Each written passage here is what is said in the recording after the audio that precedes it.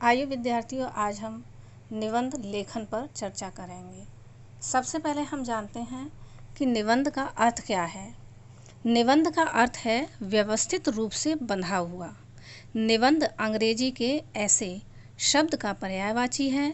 निबंध में समय सीमा के अंतर्गत हम विषयानुसार विचारों को प्रभावशाली ढंग से व्यक्त करते हैं। जिस प्रकार अनुच्छेद लेखन में किसी विषय पर एक लेख, अनुच्छेद, पैराग्राफ में अपने विचार लिखते हैं, उसी प्रकार निबंध की रचना करते समय एक से अधिक अनुच्छेदों में विचारों को विस्तार पूर्वक लिखा जाता है। तो आइए फिर से एक बार समझते हैं निबंध का शाब्दिक अर्थ क्या है। निबंध शब्द नि तथा बंध इन दो शब्दों के मेल से बना है। इसका अर्थ है पूर्ण रूप से गठित अर्थात बंधा हुआ।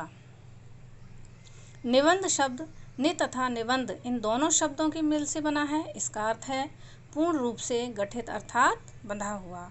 किसी विषय पर भावों और विचारों की एक बंधी हुई रचना निबंध है। आइए अब हम जानें निबंध के कितने प्रकार होते हैं। तो निबंध के 4 भेद होते हैं। नंबर 1, वर्णनात्मक। ऐसे निबंधों में किसी स्थान, त्योहार, प्रदर्शनी, प्राकृतिक दृश्य एवं ऋतु का वर्णन किया जाता है। नंबर 2, विवरणात्मक निबंध। ऐसे निबंधों में किसी विशेष स्मारक, स्थान आदि का वर्णन होता है, जैसे कुतुब मीनार, लाल किला, हिमालय आदि। नंबर 3, भावात्मक निबंध। भावात्मक निबंध ऐसे निबंधों में मन के भावों की प्रधानता होती है, जैसे हास्य, क्रोध, मित्रता आदि। नंबर 4, विचारात्मक निबंध। ऐसे निबंधों में विचारों की प्रधानता होती है।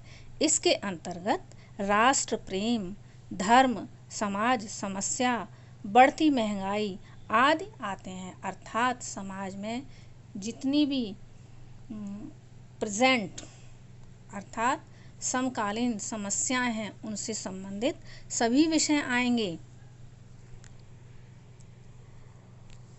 इस प्रकार आपने जाना निबंध 4 प्रकार के होते हैं। वर्णनात्मक निबंध, विवरणात्मक निबंध, भावात्मक निबंध, विचारात्मक निबंध। आइए अब हम जानें निबंध के अंग के विषय में। निबंध के अंग 3 हैं। भूमिका। नंबर 1, भूमिका, प्रस्तावना। भूमिका के अंतर्गत निबंध के विषय का परिचय दिया जाता है। इसे 4 या 5 वाक्यों में लिखा जाता है, जो भूमिका को प्रस्तावना कहते हैं। निबंध का पहला अंग भूमिका होती है। भूमिका के विषय को 4-5 वाक्यों में समझाया जाता है। इसे हम प्रस्तावना भी कहते हैं। विषय विस्तार।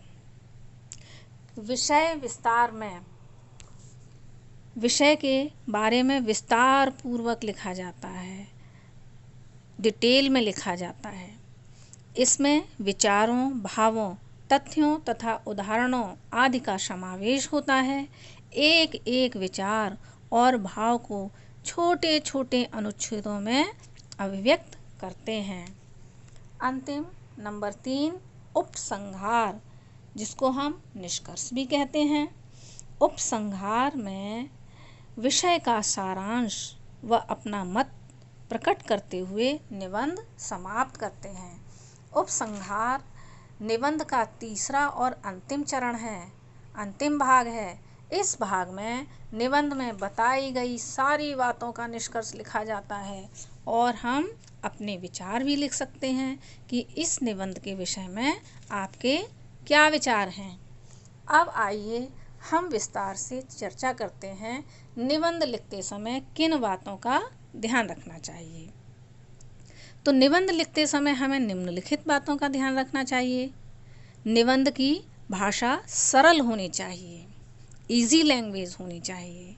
नंबर 2, निबंध के प्रत्येक अनुच्छेद का आपस में संबंध होना चाहिए। अनुच्छेद, पैराग्राफ, प्रत्येक पैराग्राफ का आपस में संबंध होना चाहिए। The each paragraph should be correlated.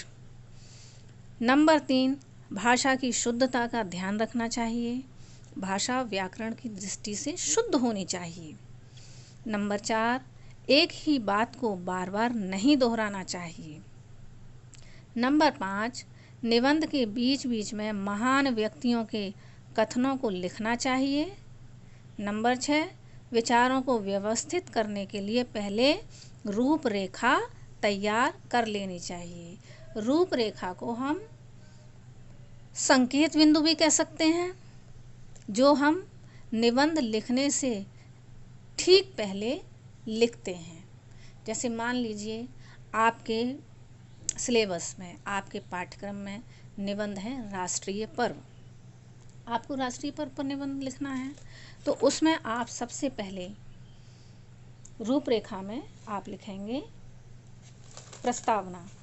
प्रस्तावना या भूमिका। उसमें आप राष्ट्रीय पर्व के विषय में बताएंगे कि राष्ट्रीय पर्व क्या होते हैं, कौन कौन से होते हैं। ये आप प्रस्तावना में बताएंगे, भूमिका में बताएंगे।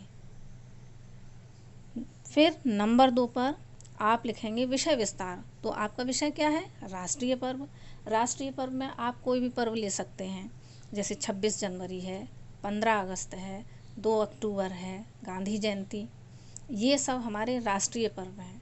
राष्ट्रीय पर्व कौन से पर्व होते हैं? ये कोई तीज त्यौहार नहीं होते हैं जिसको समाज मनाता है।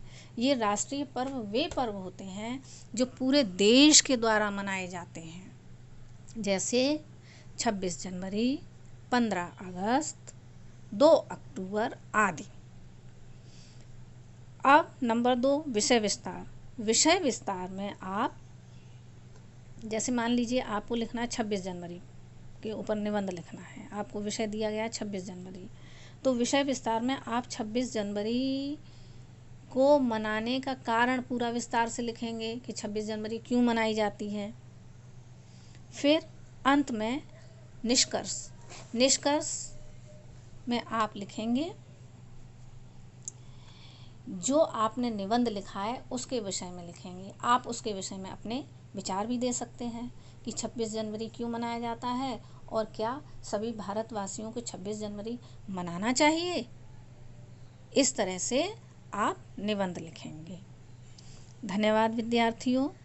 तो मैं आशा करती हूँ आप सभी को जो निबंध के विषय में बातें बताई गईं पूर्ण रूप से स्पष्ट हो गई होंगी।